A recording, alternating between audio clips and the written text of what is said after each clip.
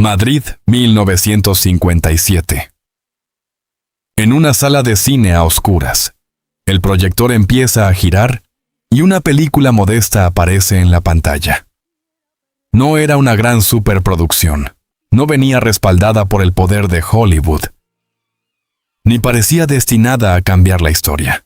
Pero aquella noche, mientras el público miraba en silencio, el cine español estaba a punto de encontrar la figura que necesitaba para volver a respirar. En aquellos años, la industria cinematográfica española atravesaba un momento difícil. Competía con el brillo de Hollywood, con el empuje de otras cinematografías europeas y latinoamericanas, y además debía moverse dentro de un país marcado por la censura, las limitaciones económicas y un público cada vez más difícil de sorprender. Las salas necesitaban espectadores. Los productores necesitaban un éxito real. España necesitaba una estrella capaz de hacer que el mundo volviera a mirar hacia su pantalla. Entonces apareció El último cuplé. Sobre el papel, no parecía una apuesta segura. Era una película hecha con recursos limitados, sin el lujo de los grandes estudios internacionales y sin la promesa evidente de convertirse en un fenómeno. Pero tenía algo que ninguna estrategia podía fabricar: Sara Montiel.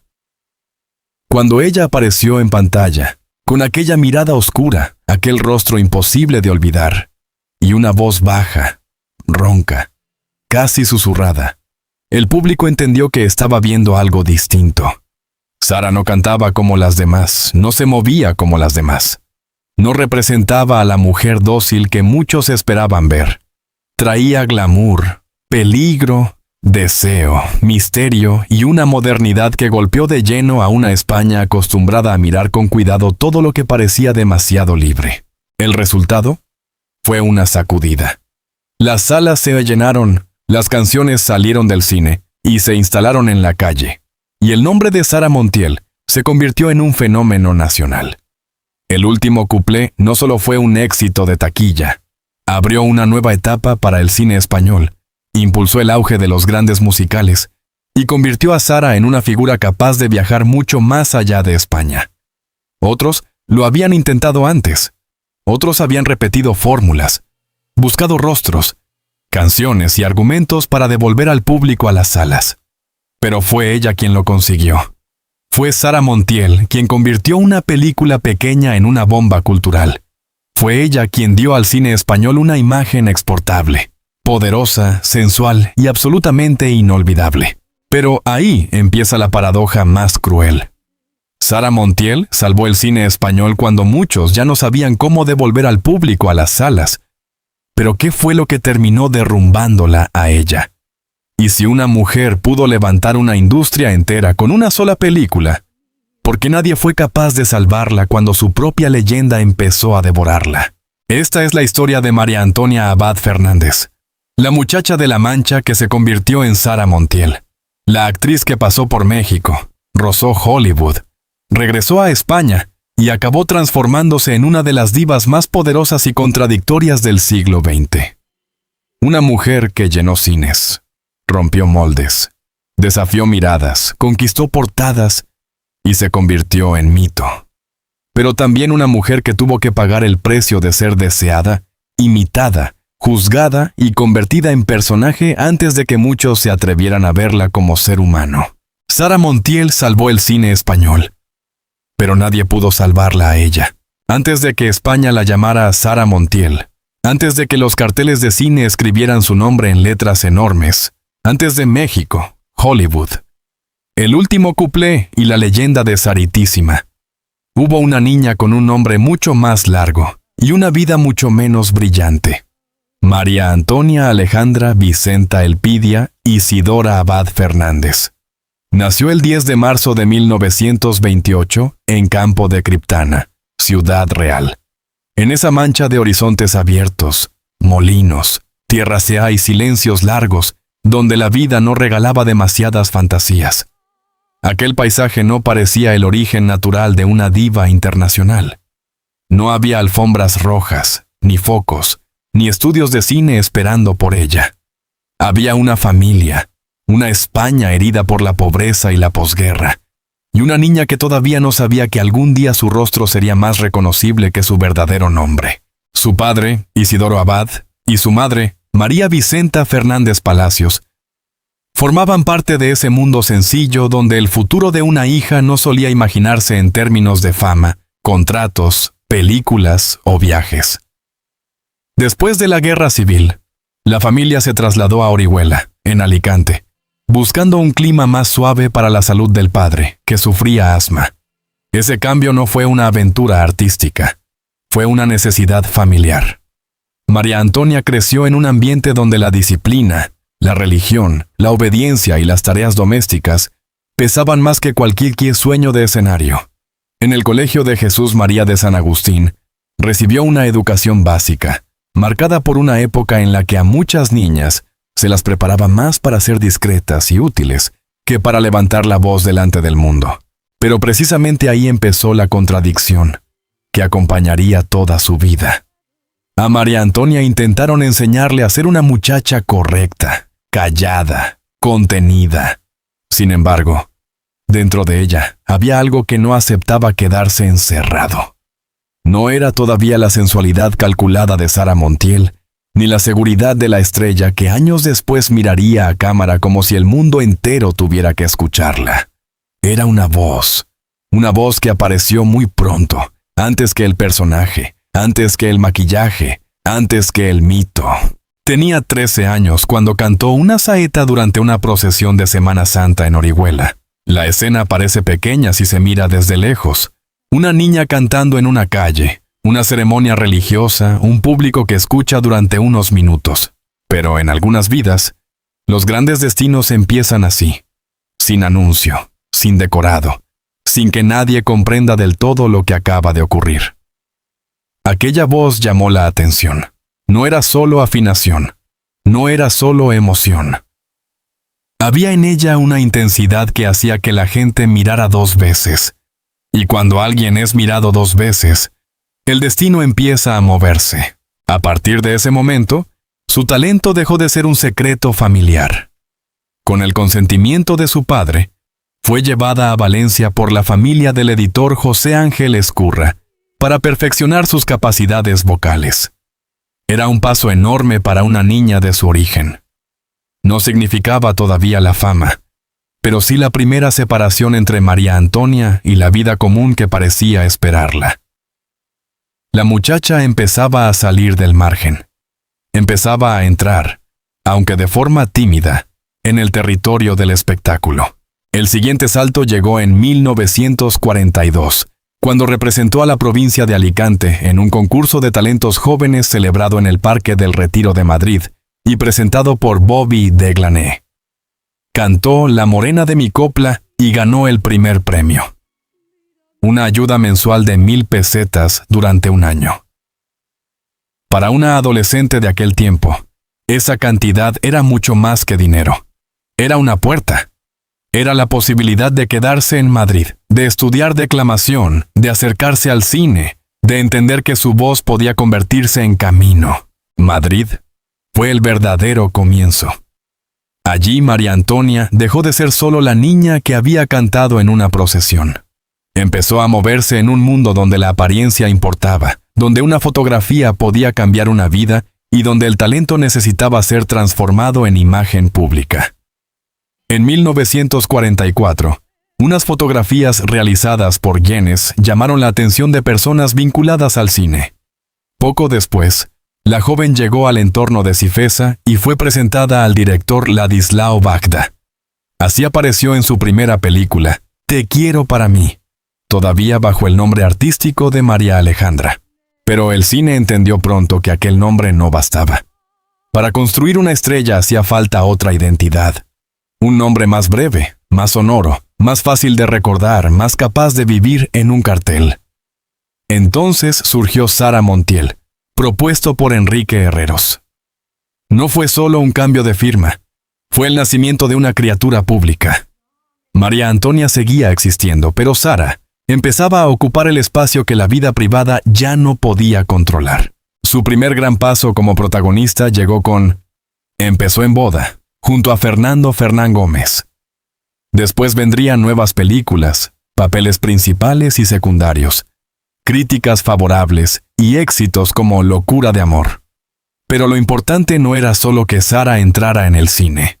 Lo importante era que, desde el principio, parecía destinada a no quedarse en el sitio que otros le asignaban. España podía verla como una actriz joven prometedora, pero ella intuía que su ambición necesitaba un escenario más grande. Aquel fue el primer rasgo de Sara Montiel: no conformarse. La niña educada para obedecer empezó a convertirse en una mujer que no aceptaría ser una más. Antes de salvar el cine español, tuvo que salvarse del anonimato. Antes de convertirse en diva, tuvo que abandonar el nombre con el que había nacido. Y antes de que nadie pudiera preguntarse por qué no lograron salvarla, María Antonia tuvo que aprender algo decisivo. En el mundo del espectáculo, el talento abre la puerta. Pero el mito exige que una persona empiece a dejar partes de sí misma al otro lado. Madrid no convirtió a María Antonia en Sara Montiel de un día para otro. El cambio fue más lento, más calculado y más cruel de lo que suele parecer cuando una biografía se resume en unas cuantas fechas. Primero llegó la voz, después la fotografía, luego el cine y finalmente el nombre. Porque antes de ser una diva, antes de ser un rostro imposible de olvidar, aquella muchacha de La Mancha tuvo que aprender una de las primeras reglas del espectáculo. El talento puede abrir una puerta, pero la imagen decide cuánto tiempo te dejan permanecer dentro. En 1944, unas fotografías tomadas por Güenes empezaron a mover su destino. La cámara captó algo que no era simplemente belleza. Había en aquella joven una mezcla de inocencia, firmeza y misterio que llamaba la atención. No tenía todavía el dominio absoluto de su personaje, pero ya poseía una presencia difícil de explicar. En una época en la que el cine español necesitaba rostros nuevos, aquella muchacha podía parecer una promesa. Las imágenes llegaron al entorno de Cifesa, una de las grandes compañías cinematográficas del momento, y pronto se produjo el contacto decisivo con el director Ladislao Vajda. Así comenzó su entrada formal en el cine. Su primera aparición llegó en Te quiero para mí, donde todavía utilizó el nombre artístico de María Alejandra. Era un nombre de paso, una identidad provisional, como si la industria aún no supiera exactamente qué hacer con ella. La joven actriz aparecía en un papel secundario, observando desde dentro un mundo que podía darle todo, pero también devorarla sin explicaciones. Para una muchacha que venía de ganar un concurso, estudiar declamación y abrirse camino casi a pulso, el cine no era un juego, era una posibilidad de escape. Una manera de demostrar que no había nacido para quedarse al fondo de la escena. Pero el nombre definitivo llegó poco después. Empezó en Boda. Junto a Fernán Gómez, apareció por primera vez como Sara Montiel. El nombre fue sugerido por Enrique Herreros, y no fue un detalle menor. Sara Montiel tenía otra fuerza. Sonaba breve, limpio, recordable. Podía caber en un cartel, en una marquesina, en la memoria de un espectador. María Antonia era la muchacha real, con familia, pasado y origen. Sara Montiel era la promesa cinematográfica. Y desde ese momento, ambas empezaron a convivir dentro del mismo cuerpo. La película le dio un primer impulso importante. Ya no era solo una chica con buena voz ni una presencia fotogénica. Era una actriz joven que podía sostener la atención del público. Volvió a coincidir con Fernán Gómez en Se le fue el novio. Y poco a poco su rostro comenzó a entrar en el circuito del cine español. También participó en títulos como Bambú, junto a Imperio Argentina, y en la versión de Don Quijote de 1947. Cada trabajo añadía una capa a su aprendizaje. Pero también dejaba una sensación incómoda. Sara avanzaba, sí, pero no lo bastante rápido para alguien que intuía que su destino podía ser mucho mayor. El primer papel que realmente llamó la atención llegó con Locura de amor, dirigida por Juan de Orduña. Allí interpretó a una rival seductora frente a Aurora Bautista, dentro de un drama histórico sobre Juana la Loca. El personaje no era enorme en tiempo de pantalla, pero sí en impresión. Sara entendió algo que luego se volvería central en su carrera. No necesitaba ocupar toda la película para quedarse en la memoria del espectador. Bastaba una mirada, una forma de moverse, una tensión distinta en el rostro, para que el público percibiera que aquella actriz no era una figura decorativa. Sin embargo, esa etapa también le enseñó sus límites. En España podía trabajar, recibir buenas críticas, aparecer en películas destacadas y compartir reparto con hombres importantes. Pero no siempre encontraba el lugar que deseaba. A menudo era la joven promesa, la belleza llamativa, la presencia secundaria que iluminaba una escena sin llegar a dominar el relato. Para muchas actrices, aquello habría sido suficiente. Para Sara Montiel, no. Había en ella una ambición silenciosa, una necesidad de ser vista no como acompañante, sino como centro. Esa inconformidad fue decisiva. Sara no quería pasar años esperando a que la industria española decidiera si merecía algo más. No quería envejecer dentro de papeles que otros escogían para ella. Había probado el sabor del cine, había visto cómo funcionaban los estudios, los directores, los productores, las fotografías promocionales y las críticas. Y también había comprendido que una actriz podía quedar atrapada muy pronto si aceptaba sin luchar el lugar que le ofrecían.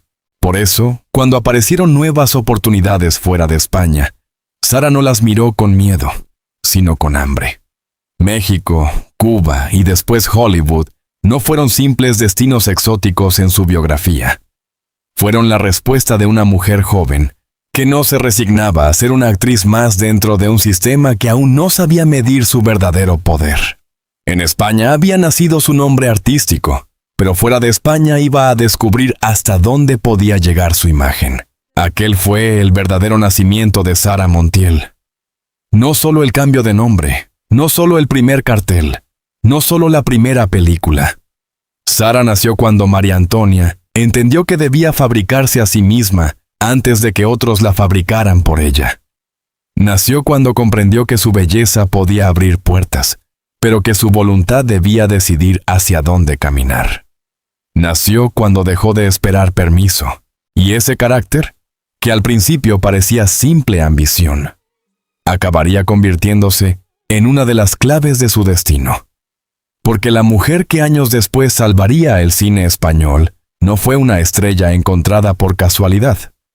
Fue una estrella construida a golpes de decisión, renuncias y desobediencia. Primero tuvo que dejar atrás su nombre. Luego tuvo que dejar atrás el lugar que le habían asignado. Y muy pronto tendría que dejar atrás España para demostrarle al mundo que Sara Montiel no había nacido para mirar desde un segundo plano.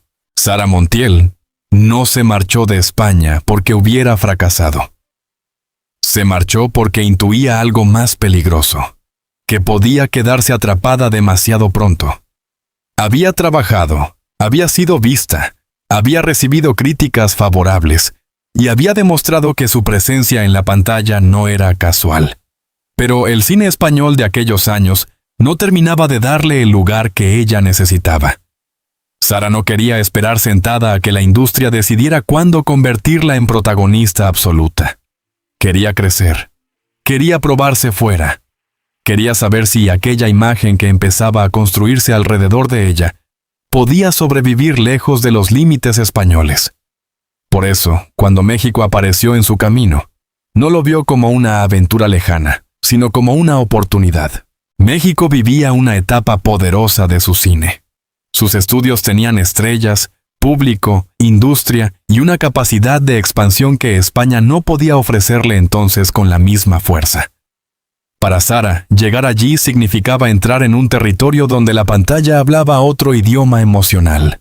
Melodrama, pasión, música, rostros intensos, mujeres fuertes, hombres marcados por el destino y una relación mucho más directa con el público popular. Allí no bastaba con ser bonita. Había que sostener la cámara, llenar la escena, imponer una personalidad. Y Sara lo hizo. Participó en numerosas producciones mexicanas. Desde Furia Roja hasta Cárcel de Mujeres, Necesito dinero, porque ya no me quieres. Y Piel Canela. En pocos años, trabajó mucho más de lo que tal vez habría logrado si se hubiera quedado esperando en España. México no solo le dio papeles, le dio velocidad. Ese periodo fue decisivo, porque obligó a Sara a endurecer su oficio. La actriz joven que había llegado desde La Mancha ya no podía comportarse como una promesa tímida. Tenía que competir con una industria viva, con actrices de carácter, con directores que exigían presencia inmediata y con un público acostumbrado a sentir el drama de frente. Allí empezó a afilar esa mezcla que después sería inseparable de su leyenda: belleza, seguridad, misterio y una forma de mirar que parecía esconder siempre una segunda intención. Sara entendió que la cámara no se conquista solo actuando. Se conquista sabiendo cuándo callar, cuándo sostener una mirada y cuándo dejar que el público imagine lo que el personaje no dice. El resultado fue que México le abrió la siguiente puerta: Hollywood. Sus trabajos en Cárcel de Mujeres y Piel Canela llamaron la atención fuera del circuito hispano. Y en 1954 llegó el salto que muchas actrices españolas ni siquiera podían soñar. Sara apareció en Veracruz, dirigida por Robert Aldrich, junto a Gary Cooper y Burt Lancaster. La imagen tenía una fuerza simbólica enorme. Una actriz española, nacida como María Antonia Abad Fernández, en Campo de Criptana, compartiendo pantalla con dos gigantes del cine norteamericano. Para cualquier carrera, aquello habría sido la consagración internacional. Para Sara, fue algo más complejo. La prueba de que podía entrar en el mundo grande, pero también el aviso de que ese mundo tenía sus propias jaulas. Hollywood la miró con fascinación, pero no necesariamente con libertad. Para la industria norteamericana, Sara podía ser una belleza exótica, una presencia latina, una mujer extranjera con una sensualidad útil para ciertos personajes. Esa mirada le abría puertas, sí, pero también podía reducirla. La convertía en figura deseada antes que en artista completa. Y Sara, que ya había aprendido a desconfiar de los espacios demasiado estrechos, empezó a entender que el éxito internacional no siempre significa control sobre el propio destino. Hollywood podía darle prestigio, pero también podía convertirla en una imagen repetida. Después, llegó Serenade, donde compartió reparto con Mario Lanza, Joan Fontaine y Vincent Price. Durante aquella película conoció a Anthony Mann, director del filme y futuro esposo. La vida personal y la vida profesional empezaban a mezclarse de una forma que la acompañaría durante décadas. En Sara, los amores, los rodajes, los viajes y los titulares nunca caminaron del todo separados. Cada paso en su carrera parecía atraer una nueva historia, una nueva mirada, una nueva versión de sí misma que el público quería consumir. Cuanto más internacional se volvía, más difícil era distinguir entre la mujer que trabajaba y la figura que todos empezaban a imaginar. Su tercer trabajo importante en Estados Unidos fue Run of the Arrow, conocida en España como Yuma, dirigida por Samuel Fuller, junto a Rod Steiger y Charles Bronson. Sobre el papel, Sara tenía razones para seguir en Hollywood.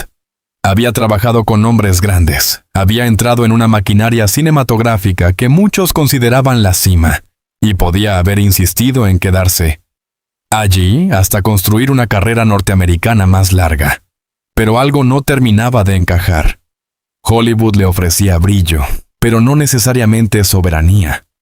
Le ofrecía visibilidad, pero quizá no el trono que ella necesitaba. Por eso su regreso a España, que al principio podía parecer una pausa, terminó cambiándolo todo. Sara volvió después de años de ausencia, con experiencia internacional, con una imagen mucho más fuerte, y con la seguridad de una mujer que ya no dependía del permiso de nadie para sentirse estrella. España la había visto marcharse como una actriz ambiciosa. Ahora regresaba como una figura que había pasado por México y Hollywood, que había trabajado junto a Gary Cooper, Burt Lancaster y Mario Lanza, y que traía consigo algo que el cine español necesitaba con urgencia: una presencia exportable, moderna, magnética, distinta. La paradoja es que Hollywood no la convirtió en leyenda definitiva. México la formó, Hollywood la legitimó, pero España sería el lugar donde explotaría el mito. El país que ella que ella había dejado atrás estaba a punto de necesitarla más que nunca. Y Sara, casi sin saberlo, estaba a punto de enfrentarse al papel que cambiaría su vida y la historia del cine español. No sería una superproducción americana. No sería una apuesta gigantesca. No sería una película nacida para dominar el mundo. Sería un filme modesto, inesperado, casi improbable. Y precisamente por eso, el golpe fue mayor. Sara Montiel había ido a buscar el mundo fuera de España. Pero el destino le tenía preparado algo más extraño. Volver a casa para salvar una industria que aún no sabía que estaba esperando por ella. Cuando Sara Montiel regresó a España, no volvió como la muchacha que se había marchado años atrás. Volvía con otro peso en la mirada. Había trabajado en México, había cruzado la puerta de Hollywood, había compartido pantalla con nombres que para muchos actores españoles parecían inalcanzables, y ya no necesitaba que nadie le explicara cómo funcionaba el mundo del cine. Pero su regreso no parecía, al principio, el comienzo de una revolución. Parecía una pausa, una estancia temporal antes de continuar con otros compromisos, otros rodajes, otros caminos fuera del país. Entonces apareció Juan de Orduña, con una propuesta que, sobre el papel, no parecía destinada a cambiar la historia. El último cuplé. La película no tenía el aspecto de una gran apuesta internacional. No estaba rodeada de lujo ni de seguridad. Sus recursos eran limitados, su producción era modesta, y el proyecto caminaba con más fe que certezas. Sara aceptó, en gran parte, por gratitud y por amistad. Orduña había sido una figura importante en sus primeros pasos, especialmente desde Locura de Amor. Y ella decidió entrar en aquella película sin imaginar que ese gesto iba a convertirla en el centro de un terremoto cultural. La España cinematográfica de aquel momento necesitaba algo más que una película correcta. Necesitaba un acontecimiento. La industria se movía entre dificultades económicas, censura, fórmulas repetidas y una competencia internacional que parecía jugar con armas mucho más poderosas. Hollywood dominaba el imaginario del público. México ya había construido su propia edad dorada. Francia e Italia ofrecían modelos de prestigio y modernidad. España, en cambio, necesitaba una imagen capaz de devolver confianza a las salas y de demostrar que su cine todavía podía crear un fenómeno popular de alcance internacional. Pero nadie esperaba que esa respuesta viniera de una película aparentemente pequeña, y mucho menos que la clave estuviera en una voz. Cuando Sara apareció en El último cuplé, el público no vio simplemente a una actriz que cantaba. Vio una presencia nueva. Su manera de interpretar las canciones rompía con la tradición de las grandes voces elevadas, brillantes y teatrales. Ella no competía por el agudo perfecto. No buscaba impresionar desde la potencia. Hacía algo más peligroso. Acercaba la canción al oído del espectador. Su voz baja, ronca, lenta, casi susurrada, convertía cada número musical en una confesión. No cantaba como si estuviera mostrando una habilidad. Cantaba como si estuviera guardando un secreto. Ahí estuvo una de las claves del milagro. Sara Montiel no solo interpretaba canciones antiguas, las transformaba en imágenes. Fumando espero, El relicario, Valencia y otros temas dejaron de ser simples piezas musicales para convertirse en parte de un personaje que el público quería volver a ver. En su forma de cantar había memoria, deseo, melancolía y desafío.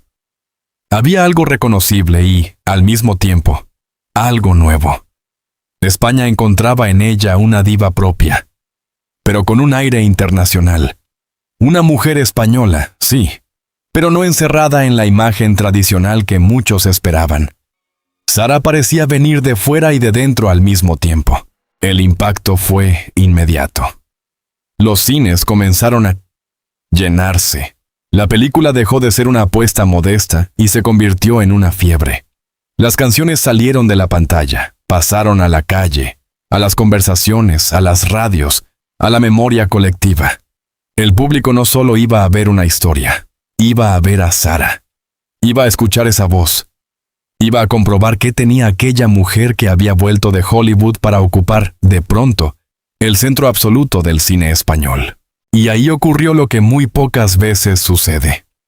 Una película dejó de pertenecer solo al mundo del cine y se convirtió en un fenómeno social. El último cuplé no fue únicamente un éxito de taquilla. Fue una señal para toda la industria. Demostró que el cine español todavía podía convocar multitudes, podía emocionar, podía venderse fuera, podía competir con un producto propio y no simplemente imitar lo que llegaba de otros países. Aquella película abrió la puerta a una nueva etapa de musicales pensados alrededor de una estrella, con canciones, drama, vestuario y una imagen central capaz de sostenerlo todo. Esa estrella era Sara. Se puede hablar del director, se puede hablar de la producción, se puede hablar del momento, del público, de la nostalgia por el cuplé y de la necesidad de evasión de una sociedad que quería soñar en la oscuridad de los cines. Pero sin Sara Montiel, el último cuplé no habría tenido la misma temperatura. Su rostro, su voz, su manera de mirar y su mezcla de elegancia y peligro fueron el verdadero motor de la película. Ella convirtió un proyecto vulnerable en un acontecimiento.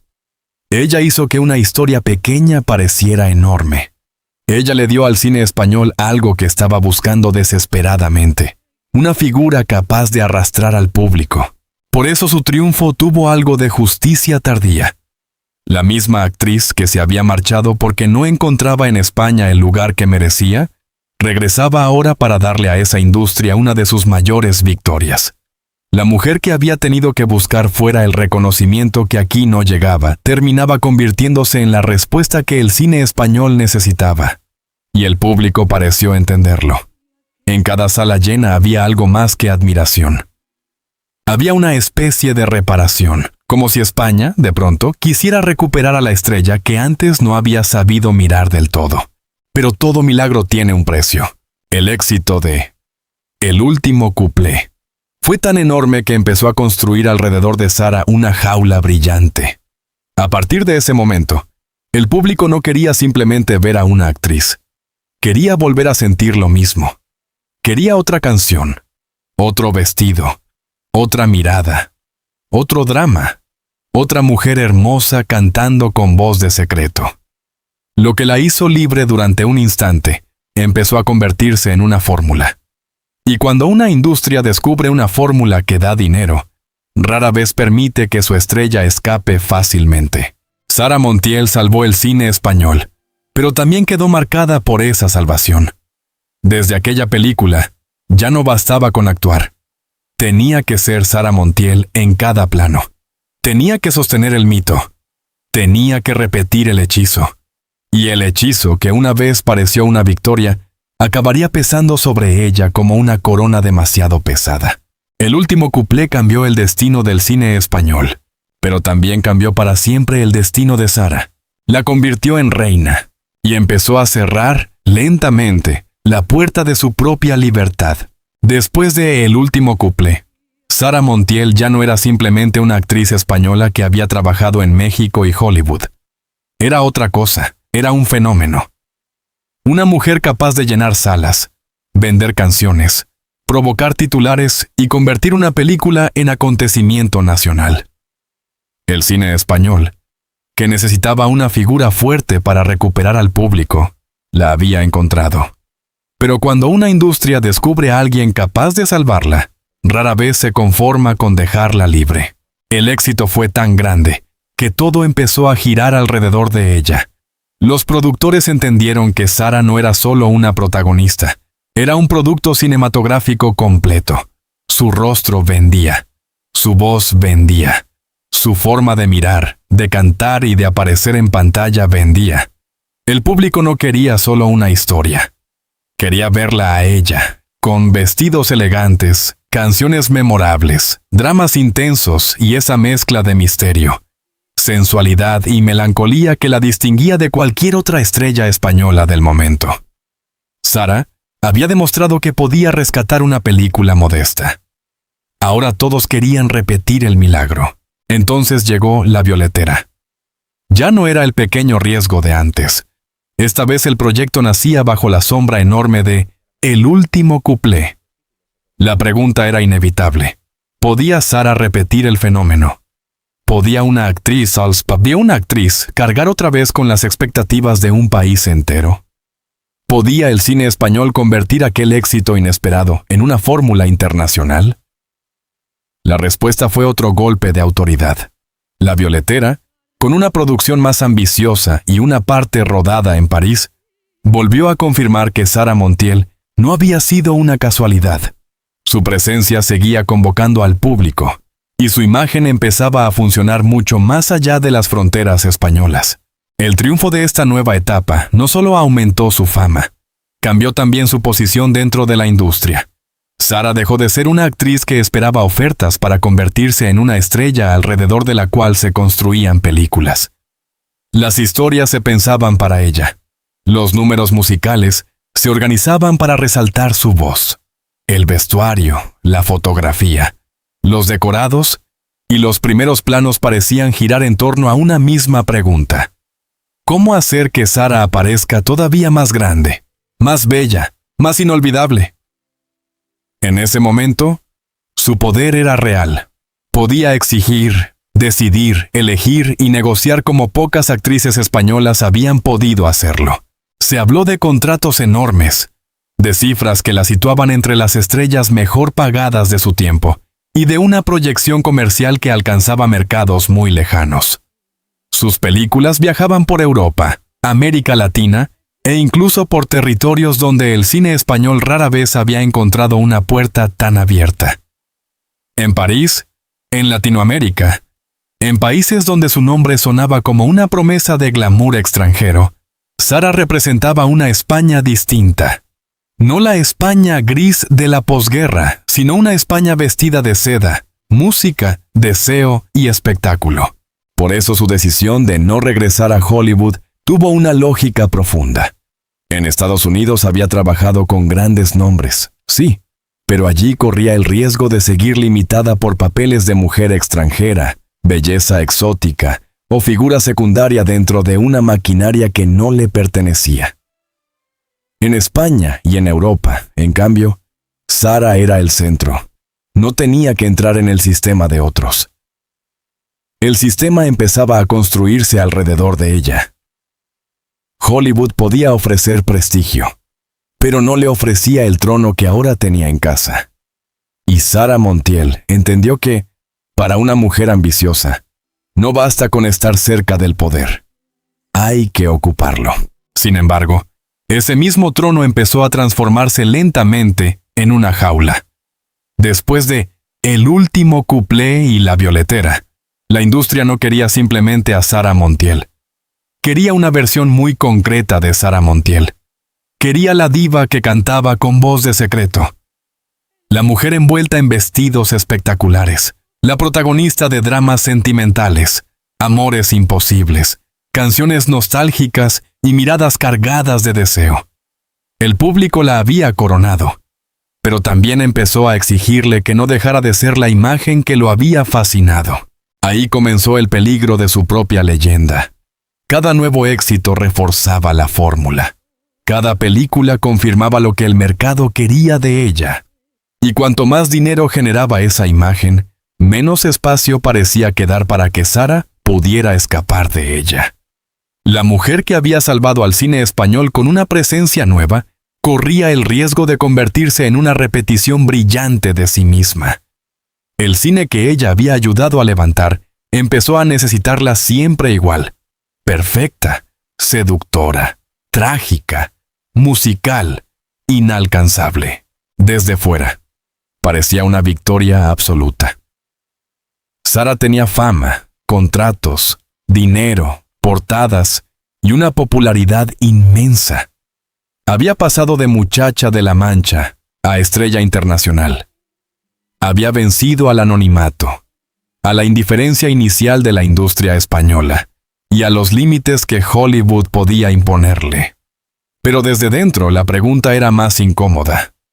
¿Qué ocurre cuando todo el mundo ama una imagen de ti y empieza a rechazar cualquier cosa que no se parezca a esa imagen? Sara Montiel estaba en la cima, pero la cima no siempre es un lugar libre. A veces es un escenario demasiado alto, rodeado de focos, donde todos aplauden mientras la puerta de salida se va cerrando poco a poco. La violetera confirmó su reinado, multiplicó su leyenda y terminó de convertirla en una de las grandes divas del cine español. Pero también marcó el comienzo de una condena silenciosa. Desde entonces, Sara ya no podía ser solo actriz. Tenía que ser mito en cada aparición. Y los mitos, tarde o temprano, pagan un precio. Sara había salvado una industria con su voz, su rostro y su magnetismo.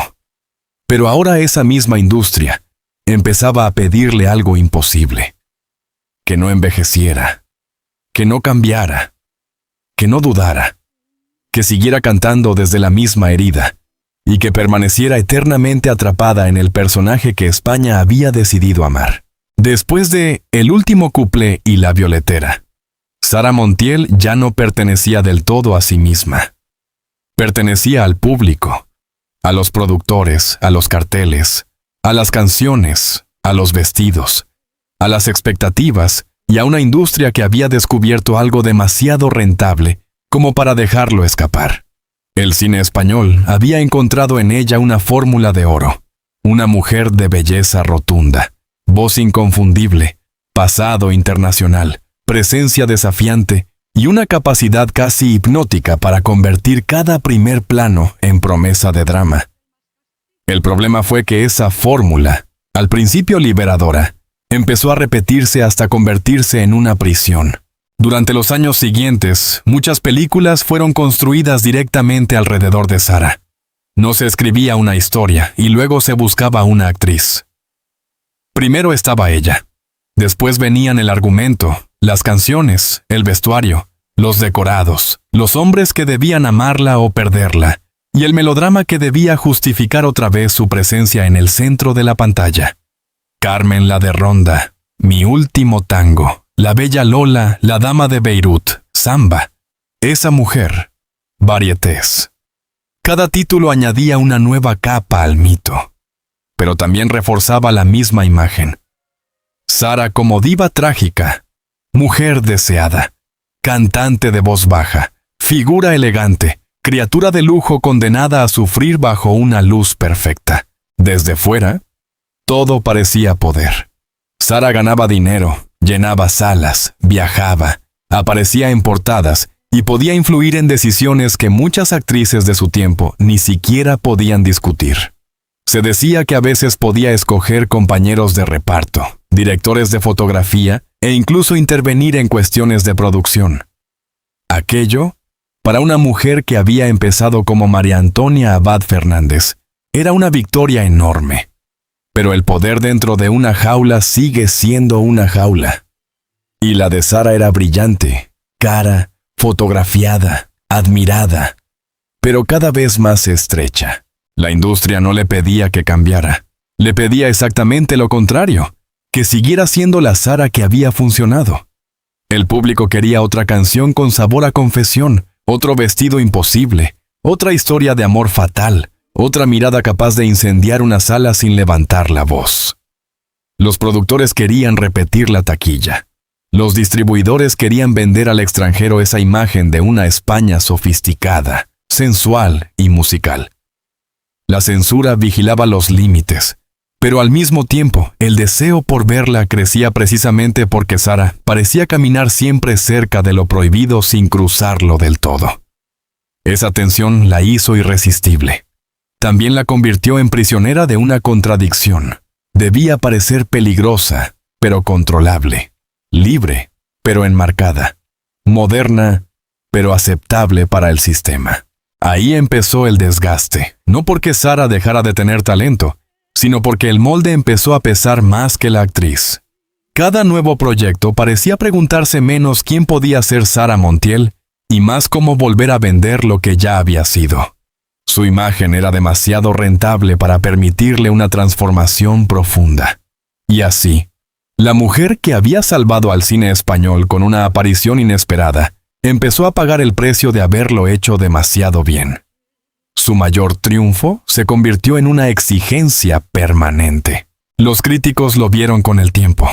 Sara había quedado atrapada en un tipo de película que repetía los mismos gestos emocionales, la misma estética de lujo, la misma tragedia sentimental. El público seguía adorándola, pero la industria no siempre la protegía como artista. La explotaba como icono. Y hay una diferencia enorme entre ambas cosas. A una artista se le permite crecer, arriesgar, equivocarse, ensayar nuevos caminos. A un icono se le exige permanecer idéntico. Sara era demasiado valiosa como mito para que la dejaran ser simplemente actriz.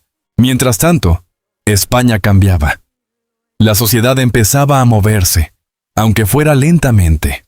Los años 60 avanzaban, los 70 se acercaban, el gusto del público se transformaba, y nuevas formas de cine más provocadoras, más directas y más agresivas con los viejos códigos, comenzaban a ocupar espacio.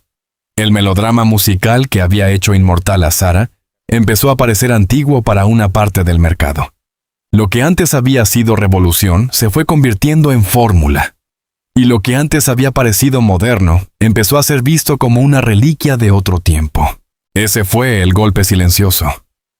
Sara Montiel no cayó de un día para otro. No hubo una escena única, una derrota clara, una noche en la que alguien apagara definitivamente las luces. Fue algo más lento y más cruel. La sensación de que el personaje que España había construido para ella seguía siendo amado, pero ya no encajaba igual en el mundo que venía. La diva que había abierto una época comenzaba a quedar atrapada al final de esa misma época. En 1974, cuando abandonó el cine, Sara tenía solo 46 años. No era una mujer acabada. No era una artista sin fuerza. Pero el cine que la había elevado ya no parecía saber qué hacer con ella fuera de su antigua fórmula. Esa es la verdadera dureza de su historia. No se marchó porque hubiera dejado de ser Sara Montiel, sino porque el sistema parecía incapaz de imaginarla de otra manera. Y ahí la paradoja del título se vuelve más profunda. Sara Montiel salvó el cine español porque ofreció una imagen nueva cuando la industria la necesitaba. Pero cuando ella necesitó que esa misma industria la ayudara a cambiar, nadie supo salvarla del personaje que le habían construido. El público la quería diva. Los productores la querían rentable. La prensa la quería fascinante. España la quería eterna. Pero una mujer no puede vivir eternamente dentro de una fotografía. Sara había conquistado el trono. Había llenado salas. Había impuesto su nombre en países lejanos. Había demostrado que una actriz española podía ser una marca internacional. Pero en el centro de toda esa gloria, empezaba a abrirse una grieta. Cuanto más grande era Sara Montiel, menos espacio parecía quedar para María Antonia. Y quizá esa fue la primera señal de que nadie podía salvarla. Porque el peligro no venía de un enemigo visible. Venía del aplauso.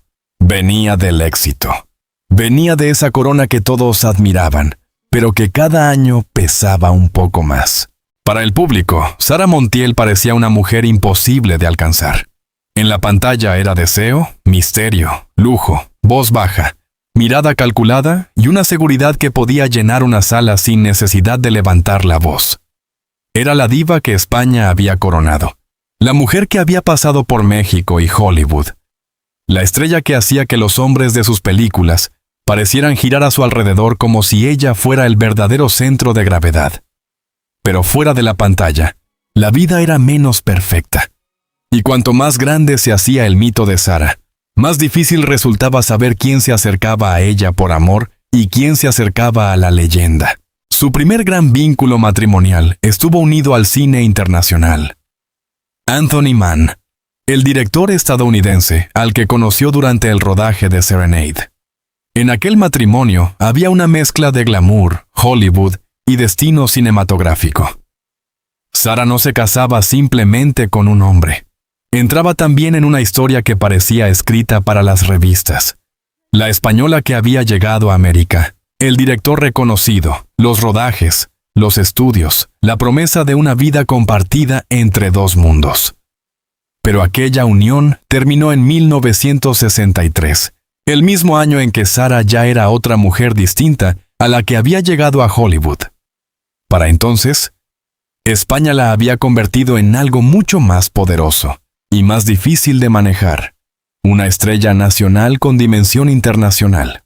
Después llegó José Vicente Ramírez Olaya, un matrimonio breve, celebrado en Roma, que apenas duró unos meses. Fue una de esas uniones que, vistas desde fuera, alimentan titulares rápidos, preguntas fáciles y juicios inmediatos. Pero en la vida de Sarah, cada relación parecía quedar atrapada en el ruido de su propia imagen pública. No era una mujer anónima que podía equivocarse en silencio. Cada decisión afectiva parecía convertirse en parte del espectáculo. La prensa observaba. El público opinaba. Y la mujer quedaba otra vez escondida detrás del personaje. Con Pepe Tous, la historia tuvo otro peso. Fue empresario, periodista, organizador de conciertos y una figura clave en la vida adulta de Sarah. No apareció como un simple acompañante pasajero. Estuvo unido a ella durante años, la acompañó en una etapa de reinvención y fue parte esencial de su vida familiar. Juntos adoptaron a sus dos hijos, Thais y Zeus, y en esa decisión aparece una Sarah distinta. No la diva del cartel, no la mujer envuelta en joyas, no la estrella fotografiada para sostener una fantasía, sino alguien que buscaba construir un hogar, una continuidad, una forma de amor menos dependiente del aplauso. Pepe Tous también entendió el valor artístico de Sarah, cuando el cine ya no sabía qué hacer con ella. En los años 80 ayudó a relanzarla en el mercado musical, en una etapa en la que Sarah no se resignó a ser una reliquia. Ella volvió a grabar, volvió a presentarse ante el público, volvió a jugar con su imagen y a demostrar que podía sobrevivir fuera de la gran pantalla. Pero la muerte de Pepe Tous, en 1992, dejó una herida profunda. Con él no solo se iba un marido, se iba una de las pocas personas que había formado parte de la estructura real que sostenía a la mujer detrás del mito. Años después, en 2002, Sarah se casó con Tony Hernández. Una relación que volvió a poner su vida privada bajo los focos. La diferencia de edad, el perfil mediático de la unión y la rapidez con que el matrimonio se deterioró, alimentaron comentarios, críticas y un tipo de curiosidad que pocas veces fue amable. Para muchos, Sarah ya no era solo una leyenda del cine. Era también un personaje televisivo, una figura a la que se podía discutir, imitar, exagerar y juzgar. La misma sociedad que la había admirado por ser excesiva, empezó a burlarse de sus excesos, cuando ya no encajaban con la imagen de juventud y perfección que esperaba de ella. Pero los matrimonios no fueron el único terreno donde su vida sentimental alimentó la leyenda. En torno a Sarah circularon nombres enormes: Ernest Hemingway, James Dean, Pedro Infante, Miguel Mijura, Maurice Ronet, Giancarlo Viola. Algunos fueron relaciones importantes, otros quedaron entre recuerdos, versiones y rumores. Con James Dean, por ejemplo, quedó una fotografía que se convirtió en parte del imaginario alrededor de ella. Con Hemingway, Sarah alimentó el relato de una mujer capaz de moverse entre escritores, actores, directores y figuras míticas del siglo XX. Era como si su vida privada tuviera que demostrar constantemente que estaba a la altura de su personaje público. Sin embargo, detrás de esa lista de hombres famosos había una pregunta mucho más incómoda. ¿Cuántos de ellos vieron realmente a Sarah y cuántos vieron solo a Saritísima? Porque una diva puede ser admirada por todos y aún así sentirse sola. Puede recibir flores, cartas, invitaciones y propuestas, pero no encontrar descanso. Puede ser deseada y al mismo tiempo incomprendida. Puede convertirse en fantasía para millones y perder, poco a poco, el derecho a ser una mujer común, vulnerable, contradictoria, cansada. Ese fue uno de los precios más duros de Sarah Montiel. Su atractivo se convirtió en tema nacional. Sus matrimonios se convirtieron en conversación pública. Sus amores se mezclaron con su carrera. Sus silencios fueron interpretados. Sus decisiones fueron juzgadas. Y cuanto más intentaba seguir siendo dueña de su imagen, más parecía pertenecer a todos. La España que la había convertido en icono no quería solo sus películas. Quería su intimidad, sus heridas, sus amantes, sus errores, sus explicaciones. En el fondo, el drama de Sara no fue haber amado mucho, ni haber sido amada mal. Fue algo más complejo. Haber vivido bajo una mirada constante. Una mirada que primero la convirtió en diosa y después le exigió pagar por seguir pareciéndolo. Los hombres pasaron por su vida, algunos con ternura, otros con conflicto, otros como parte de la rumorología que rodea a toda estrella. Pero la verdadera compañía permanente fue el mito. Ese mito que la vestía, la iluminaba, la protegía y la encerraba al mismo tiempo. Por eso, cuando se pregunta por qué nadie pudo salvar a Sara Montiel, la respuesta no está solo en un matrimonio roto, ni en un titular cruel. Está en una vida entera convertida en representación. Sara había salvado el cine español con una imagen poderosa, pero después, esa imagen empezó a devorar todos los rincones de su existencia. Hasta el amor tenía que convivir con la cámara. Hasta la familia quedaba cerca del foco. Hasta el dolor debía aprender a maquillarse. Y quizá esa fue la tragedia más silenciosa de la mujer que todos miraban. Que cuanto más deseada fue Sara Montiel, más difícil resultó encontrar a alguien capaz de ver, detrás de la diva, a María Antonia. Cuando Sara Montiel dejó el cine en 1974, muchos pudieron creer que se apagaba una época. Pero Sara no era una mujer hecha para desaparecer en silencio. Había construido una imagen demasiado poderosa, demasiado reconocible, demasiado suya como para aceptar que el final de sus películas significara el final de su presencia. La pantalla grande empezaba a pertenecer a otro tiempo, a otros códigos, a otros gustos, pero ella todavía conservaba algo que ninguna moda podía quitarle: el dominio del personaje. Sara sabía entrar en escena, sabía controlar una cámara, una luz, una entrevista, un escenario. Aunque el cine ya no supiera exactamente qué hacer con ella, el público todavía sabía quién era. Por eso, en lugar de retirarse del todo, se desplazó hacia otros territorios. El teatro, los recitales, los espectáculos musicales y la televisión se convirtieron en nuevas formas de seguir existiendo ante la mirada pública. No era una retirada, era una transformación. Sara Montiel había entendido antes que muchos que una estrella no vive solo de películas. Vive de presencia. Y ella seguía teniendo presencia incluso cuando ya no necesitaba interpretar a una heroína de melodrama para llenar un escenario. Aparecía con sus joyas, sus vestidos, su voz reconocible, su manera de hablar y esa mezcla de solemnidad, ironía y exceso que la convertía en una figura imposible de confundir. En esos años, Sara defendió su derecho a seguir siendo Sara. Participó en espectáculos como Sara Montiel in Person, Doña Sara de la Mancha, Saritísima y otros montajes donde el título ya lo decía todo. El centro seguía siendo ella. No una trama, no un director, no un personaje escrito por otros. Ella, la diva convertida en espectáculo total. El público acudía no solo para escuchar canciones, sino para ver de cerca a una mujer que ya pertenecía a la memoria colectiva. Sara había dejado de ser únicamente actriz o cantante. Se había convertido en una presencia cultural. Pero esa supervivencia tuvo también un lado difícil. El mundo que la había adorado joven no siempre supo mirarla con justicia cuando envejeció.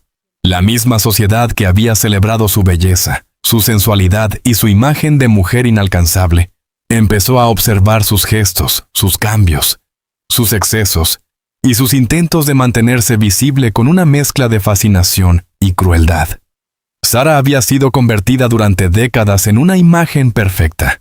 Y cuando el tiempo, como siempre ocurre, empezó a reclamar su lugar, Muchos parecieron olvidar que detrás del mito seguía habiendo una persona. Aún así, ella no aceptó el papel de reliquia. En 1988, con Purísimo Sara, volvió a demostrar que podía sorprender. El álbum no fue un simple gesto nostálgico. Fue una operación de reinvención, con canciones escritas para ella por nombres importantes de la música española y una imagen renovada, atrevida, consciente de su propia leyenda. Sara no intentaba fingir que seguía siendo la joven de El último cuplé. Hacía algo más inteligente. Convertía su pasado en material nuevo. Jugaba con la diva, con la ironía, con la exageración, con la memoria de sí misma. Y el público volvió a responder. Esa fue una de sus grandes habilidades. Sobrevivir cambiando de máscara sin perder el rostro. Podía aparecer como dama clásica, como figura televisiva, como icono camp, como cantante de cuplé, como mujer de carácter, como celebridad consciente de su caricatura. Algunos la imitaban, otros la veneraban, otros se burlaban de ella, pero nadie podía ignorarla. Incluso cuando la cultura popular empezó a transformarla en objeto de parodia, Sara siguió ocupando un lugar propio. Para una artista, ser imitada puede ser una forma extraña de eternidad.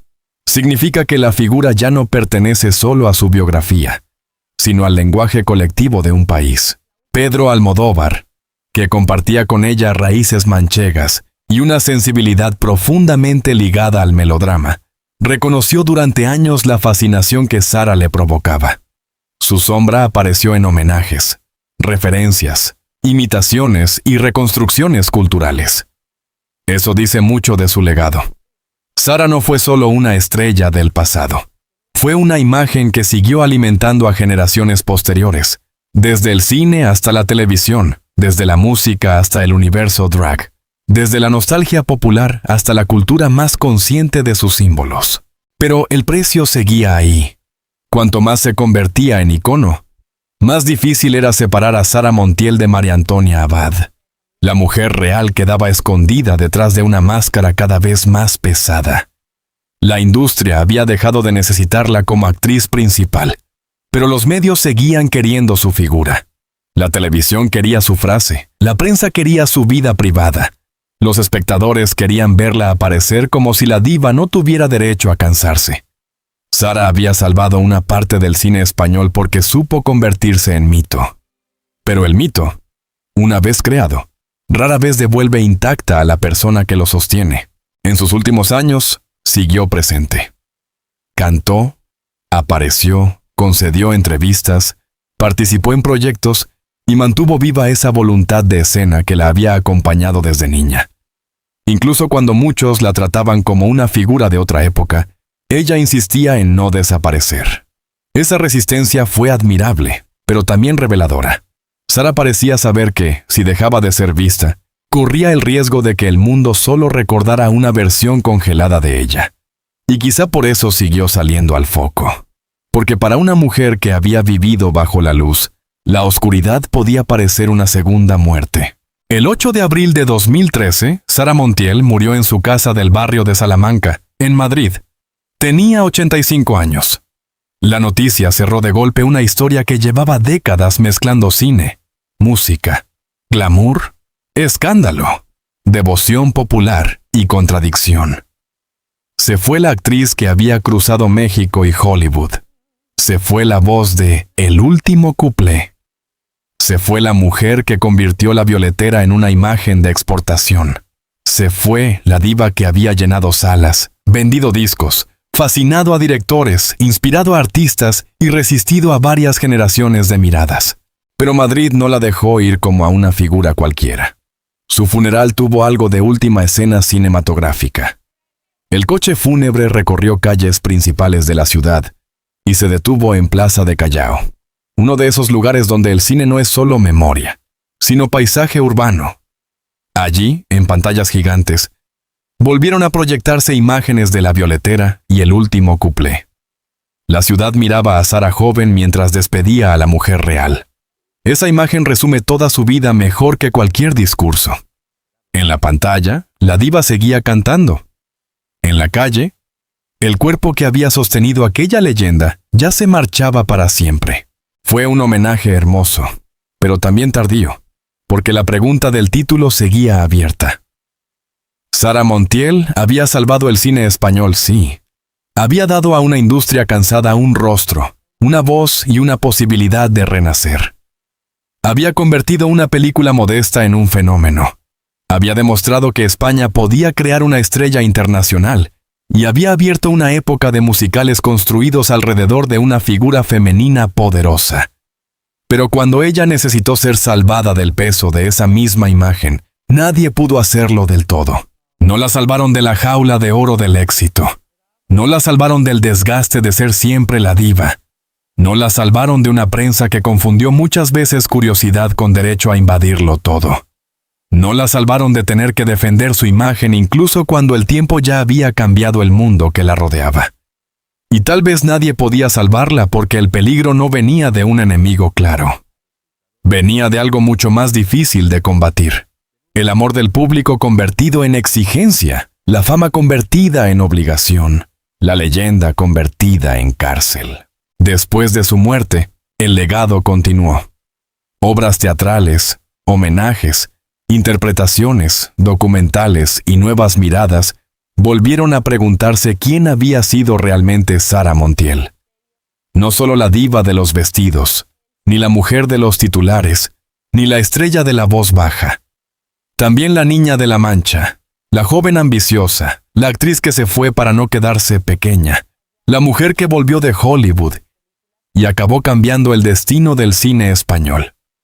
Cada generación parece necesitar volver a ella para entender algo distinto. El poder de la imagen, el precio del deseo, la crueldad de la fama, la resistencia de una mujer que se negó a desaparecer. Quizá por eso Sara sigue viva en la memoria española. Porque no fue perfecta, ni quiso serlo. Porque su vida tuvo exceso, contradicción, orgullo, heridas, reinvenciones y una teatralidad que a veces parecía más fuerte que la realidad. Pero también porque, en el fondo, su historia habla de una verdad más universal. Hay personas que salvan algo grande, y sin embargo se quedan solas cuando llega el momento de salvarse a sí mismas. Sara Montiel no fue solo una estrella. Fue una industria en movimiento. Una marca, una voz, un rostro, una promesa de modernidad y una contradicción nacional. España la admiró, la explotó, la imitó, la discutió, la convirtió en mito y finalmente la despidió como se despide a las figuras que ya pertenecen a la historia. Pero detrás de cada aplauso, de cada vestido, de cada canción, de cada pantalla encendida en Callao, quedaba la misma pregunta que había acompañado su leyenda desde el principio. ¿Quién era la mujer detrás de Sara Montiel?